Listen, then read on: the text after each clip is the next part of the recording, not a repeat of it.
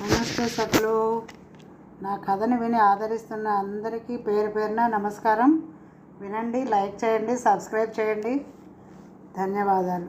ఈరోజు కథ గుణపాఠం. 800 ఏళ్ల క్రితం చైనాలోని హాంగ్చౌ మహానగరం నూంగ్ సామ్రాజ్యానికి రాజధాని. అది సకల సంపదలతో తులతూగుతున్నప్పటికీ అక్కడ అంతులేని బిచ్చగాళ్ళు ఉండేవాళ్ళు. ఈ బిచ్చగాళ్ళకి ఒకడు రాజుగా ఉండేవాడు. అతను సంపాదించిన అందరి నుండి ఒక వంతు తీసుకుంటూ ఉండేవాడు. ఆ డబ్బు వడ్డీలకు ఇచ్చి వ్యాపారం చేస్తూ ఉండేవాడు. ఈ విధంగా బిచ్చగాళ్లకు రాజైన వాడు ఎంతో సంపన్నుడు కావడానికి అవకాశం ఉండేది. అనేక తరాలుగా బిచ్చగాళ్లను పరిపాలించిన కుటుంబాల సంగతి చెప్పనే అవసరం లేదు. బిచ్చగాళ్ల రాజు వద్ద ఎంత డబ్బున్నప్పటికీ వాళ్ళకి సంఘంలో వెలిగానే ఉండేది. అతడికి ఇంట్లో ఎంత రాజోపచారంగా జరిగినప్పటికీ బయటికి అడుగు పెడితే ఎవ్వరూ లక్ష్య పెట్టేవారు కాదు. హాంగ్చౌ మహానగరంలో చి లావోతా అనే బిచ్చగాళ్ళ రాజు ఉండేవాడు.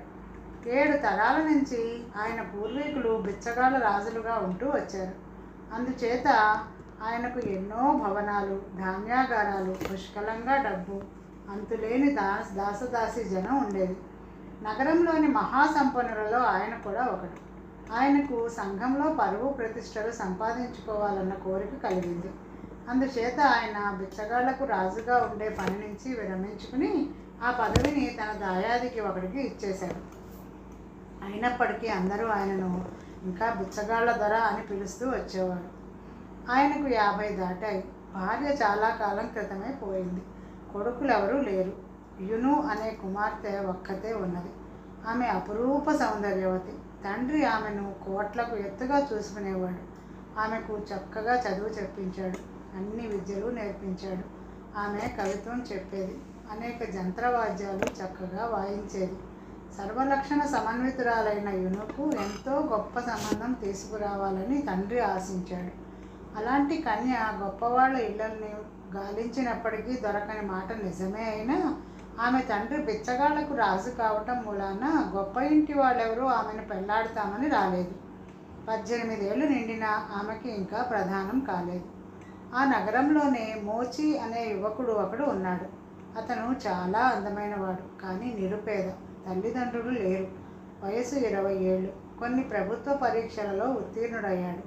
కానీ పేదవాడు కావడం చేత ఇంకా పెళ్లి కాలేదు.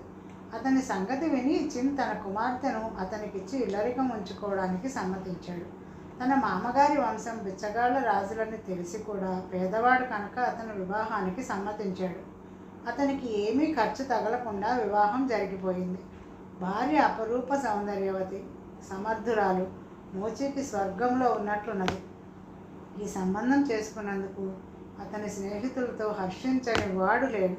పెళ్ళి అయ్యాక ఒకనాడు అతను తన స్నేహితులందరినీ ఆహ్వానించి మామగారి ఇంట విందు చేశాడు. ఈ విందు గురించి ఎలా తెలిసిందో దాయాదికి తెలిసింది.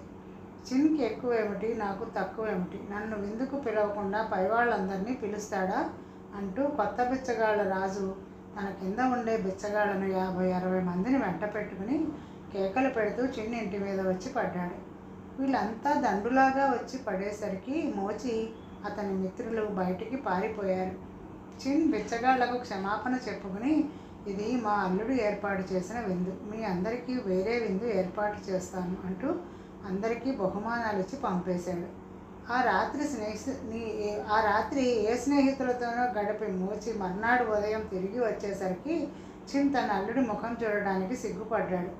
అంతదాకా యును తన గదిలో అవమానంతో కుళ్ళిపోతూ ఉన్నది. కానీ మోచి పైకి ఏమీ అనలేదు. అది మొదలు యును తన భర్త అభివృద్ధిలోకి రాగలందులకు చేయదగినదంతా చేసింది. అతనికి కావలసిన పుస్తకాలన్నీ కొనిపెట్టింది. పండితులను ఇంటికి పిలిపించి అతని చేత గొప్ప గొప్ప గ్రంథాలన్నీ చదివింపచేసింది. అతని పలుకుబడి పెరగడానికి గొప్ప గొప్ప వాళ్ళనందరినీ తన ఇంటికి ఆహ్వానించింది. మోచి ఉన్నత పరీక్షలో ఉత్తీర్ణుడై హాన్లిన్ పరిషత్ అనే దానిలో సభ్యుడయ్యాడు. అతను రోజు దర్బారు దుస్తులు ధరించి పరిషత్తుకు వెళ్ళి వస్తూ ఉండేవాడు. వీధిలో అలగా పిల్లలు అతన్ని చూసి, బిచ్చగాళ్ల ధర అల్లుడు ఉద్యోగి అయినాడు రోయ్ అనేవాళ్ళు. మోచి తన మామగారి పట్ల పైకి మర్యాదగానే ఉంటున్నా లోపల అలాంటి వాడి కూతుర్ని చేసుకున్నానే, ఇలా పైకి వస్తానని తెలిస్తే ఇంకా పరువైన సంబంధం చేసుకుందును కదా అని అనుకునేవాడు. భార్యను వదిలివేయాలన్న అతనికి తగిన కారణం దొరకలేదు. తాను పైకి రావడానికి తన భార్య చేసిన సహాయం యావత్తు అతను పూర్తిగా మర్చిపోయాడు. కొంతకాలం అయ్యాక మోచీకి పూవై అనే చోట జనాభా అధికారిగా ఉద్యోగం వచ్చింది. రాజధాని నుంచి అక్కడికి నది పైన వెళ్ళవచ్చు. అతను భార్యతో పడవ మీద బయలుదేరాడు. కొద్ది రోజుల అనంతరం పడవ సాయిషి కొండల వద్ద లంగర్ దించింది. ఆ రాత్రి నిండు పౌర్ణిమ. మోచి నిద్ర పట్టక వెన్నెల చూసి ఆనందించడానికి పడవ మీదకి వెళ్ళాడు. అక్కడ అతనికి ఒక దుర్మార్గపు ఆలోచన కలిగింది. యును చచ్చిపోతే తాను మరొకతని పెళ్లాడి ఈ అవమానం నుంచి బయటపడవచ్చు అనిపించింది. అతను కిందకి దిగి వెళ్ళి యునుని నిద్ర లేవకొట్టి వెన్నెల చూసే నెపం మీద బలవంతాన పైకి తీసుకొచ్చి ఆమెను పడవ అంచు నుంచి నీటిలోకి చప్పున తోసేశాడు. ఆ తర్వాత అతను కళాసులను నిద్రలేపి త్వరగా పడవను సాగించండి, ఎంత వేగంగా పోతే అంత మంచి బహుమానం ఇస్తాను అన్నాడు. జరిగిన సంగతి తెలియక వాళ్ళు లంగరెత్తి తెడ్లు వేస్తూ పడవను వేగంగా నడుపుకుంటూ పోయారు. 4 మైళ్ళు పోయి మళ్ళీ లంగర్ దించాక మోచి వారితో తన భార్య చంద్రుణ్ణి చూస్తూ ప్రమాదవశాన నదిలో పడిపోయినట్లు చెప్పాడు. వాళ్ళు నిజం గ్రహించి కూడా పైకి ఏమీ అనలేకపోయారు. అక్కడ యును నదిలో పడి మునిగిపోలేదు. ఆమె కాళ్ళ కింద ఏదో ఉండి ఆమెను మునగకుండా చేయటమే కాక ఒడ్డు దాకా తీసుకుపోయింది. ఆమె ఒడ్డుకి వెళ్ళాక అక్కడ ఒంటరిగా కూర్చుని తన దుర్గతికి విలపించసాగింది. తనను చంపేసి తన భర్త మరొక పెళ్లి చేసుకోవడానికి నిశ్చయించుకున్నాడని ఆమె గ్రహించింది.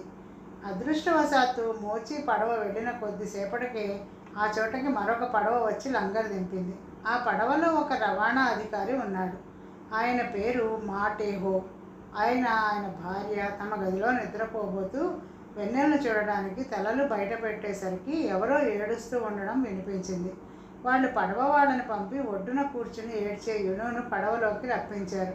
ఆమె కథ అంతా విన్నారు. ఆమెకు పొడి బట్టలు ఇచ్చి ఓదార్చి ఏడవకు, నిన్ను మా కూతురులాగే దగ్గర ఉంచుకుని నీకు ఏదో విధంగా సహాయపడతాం అని చెప్పారు. వాళ్ళు పడవ వాళ్ళతో కూడా ఈ సమాచారం బయట పెట్టవద్దని చెప్పారు. కొద్ది రోజులకు షూ తన ఉద్యోగ స్థానం చేరుకున్నాడు.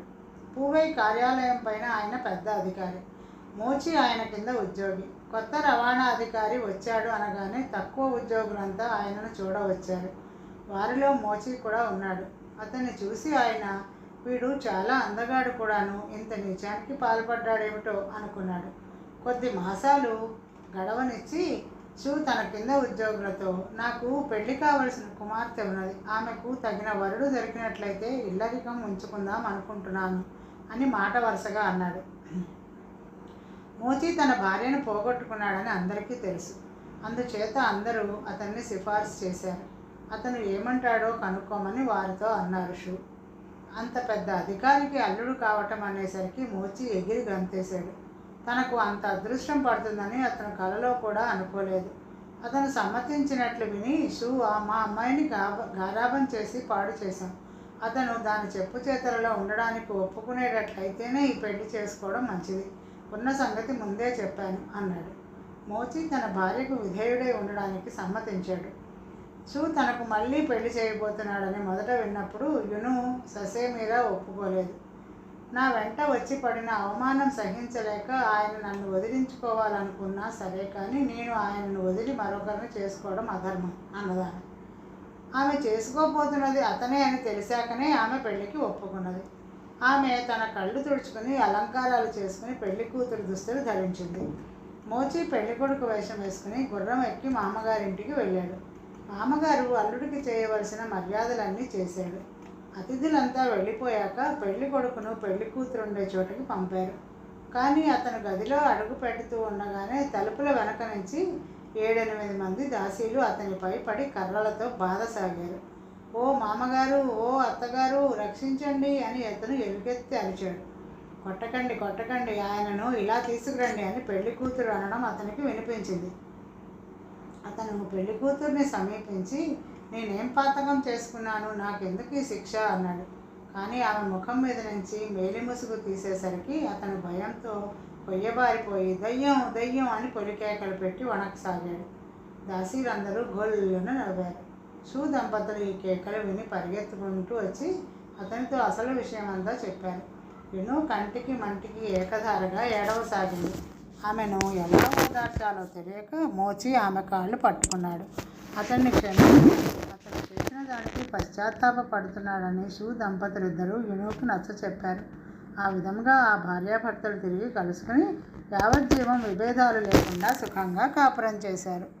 ఈ రోజుకి కథ సమాప్తం సకులు. తిరిగి మరొక కథతో రేపు కలుసుకుందాం. నమస్తే.